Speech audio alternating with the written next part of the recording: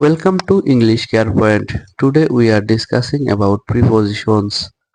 This video is making for the beginner. তো ভিডিওটি না টেনে সম্পূর্ণ দেখুন। ভিডিওটি ভালো লাগলে চ্যানেলটি সাবস্ক্রাইব করে আমাদের সাথেই থাকুন।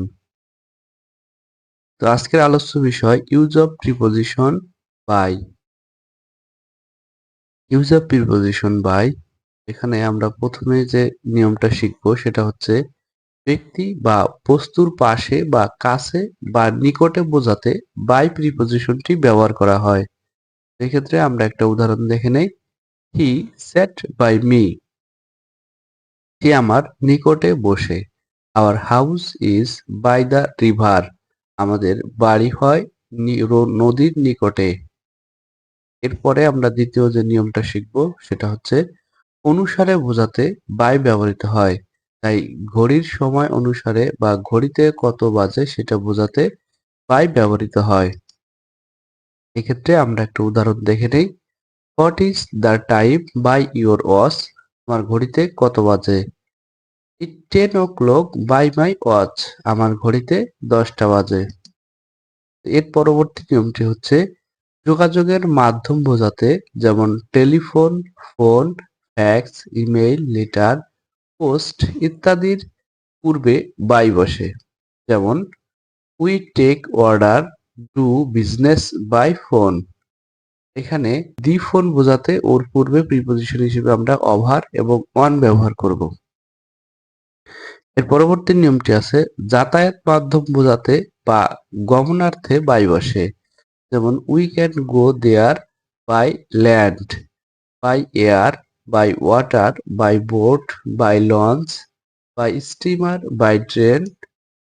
ব্যতিক্রম হচ্ছে আমরা যখন পায়ে হেঁটে যাব তখন আমরা ব্যবহার করব ওয়ান ফুট। এখন আমরা কিছু উদাহরণ দেখে নেই। এক নম্বরে আছে আই নরমালি ট্রাভেল ড্যাশ বাস। এখানে কোন প্রিপোজিশনটি বসবে এটা আপনারা কমেন্ট করে জানাবেন। আমি পরবর্তী ক্লাসে এগুলো সমাধান দিব। এর পরবর্তী উদাহরণটি আছে we travelled dash 45 train which arrived at 8:30। এখানে প্রিপোজিশন হিসেবে কোনটা বসবে সেটা আপনারা কমেন্ট করেন। দেয়ার আর 50 প্যাসেঞ্জার্স ড্যাশ দ্য বাস। কোন প্রিপোজিশনটি ব্যবহৃত হবে সেটা আপনারা জানাবেন। আই ওয়েন্ট দেয়ার, আমি সেখানে গিয়েছিলাম ড্যাশ মাই বাইক। এখানে বাইক ব্যবহার করা হয়েছে। তো আগের ক্লাসগুলো যদি আপনারা দেখে না থাকেন সেক্ষেত্রে আগের ক্লাসগুলো আগে দেখে নেবেন, তারপরে এগুলোর উত্তর করবেন। তো এখানে বাইক থাকলে কি হয়, অর্থাৎ মোটর সাইকেল বা বাইসাইকেল থাকলে আমরা যে প্রিপোজিশনটি ব্যবহার করেছিলাম আগের ক্লাসে সেটা আমরা আলোচনা করেছিলাম। এরপরের উদাহরণটি আছে he was walking dash field dash the forest.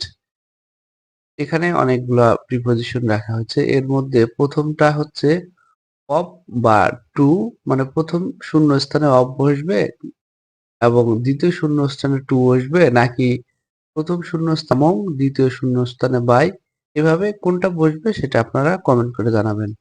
পরবর্তী বাক্যটি আছে our school is dash the main road. এর পরবর্তীতে আছে I will have finished dash the you get back. এর পরবর্তী বাক্যটি আছে he sat dash the fire dash me. এর পরবর্তী বাক্যটি হচ্ছে what is the time dash your watch.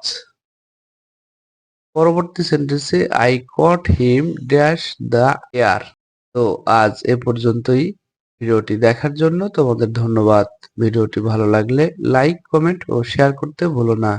এরূপ ভিডিও আরো পেতে চ্যানেলটি সাবস্ক্রাইব করে আমাদের সাথেই থাকো।